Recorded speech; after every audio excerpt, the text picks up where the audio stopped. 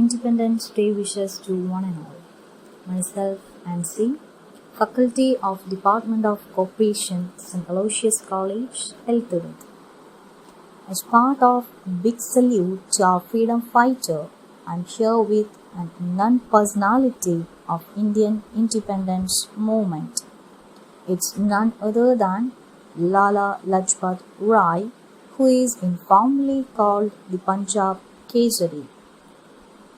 Lala Lajpat Rai was born in 28 January 1865 in Punjab.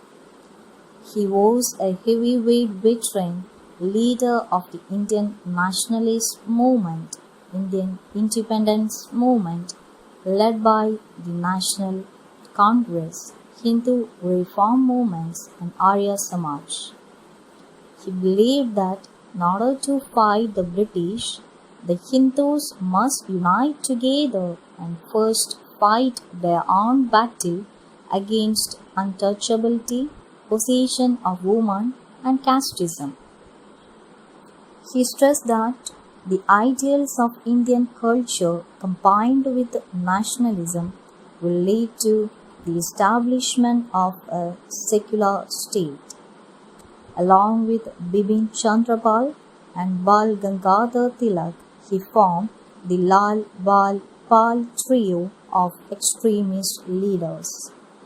In 1920, he became a popular leader as he led the non-cooperation movement and Punjab protest against the Jallianwala Bagh incident. In a Simon Commission protest 1928, he died from a brutal lathi charge by the Britishers. As we enjoy the freedom of independence, it's quite good to remember his remarkable words. Every blow struck on me today will be the last nail in the coffin of British rule in India. Thank you. Independence Day wishes to one and all. Myself, Nancy, Faculty of Department of Corporation, St. Aloysius College, Elthurut. As part of big salute to our freedom fighter, I am here with a non-personality of Indian independence movement. It's none other than Lala Lajpat Rai, who is informally called the Punjab Kesari. Lala Lajpat Rai was born in 28 January 1865 in Punjab. He was a heavyweight veteran, leader of the Indian nationalist movement, Indian independence movement, led by the National Congress, Hindu reform movements and Arya Samaj. He believed that in order to fight the British, the Hindus must unite together and first fight their own battle against untouchability, possession of women, and casteism.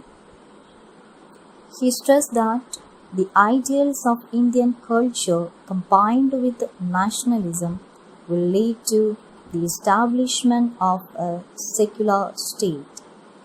Along with Bipin Chandrapal and Bal Gangadhar Tilak, he formed the Lal Bal Pal trio of extremist leaders.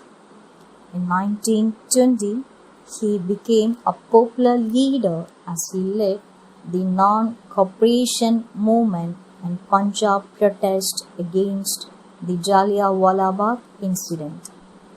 In a Simon Commission protest 1928, he died from a brutal lathi charge by the Britishers.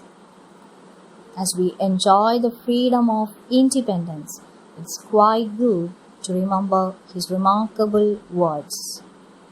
Every blow struck on me today will be the last nail in the coffin of British rule in India. Thank you.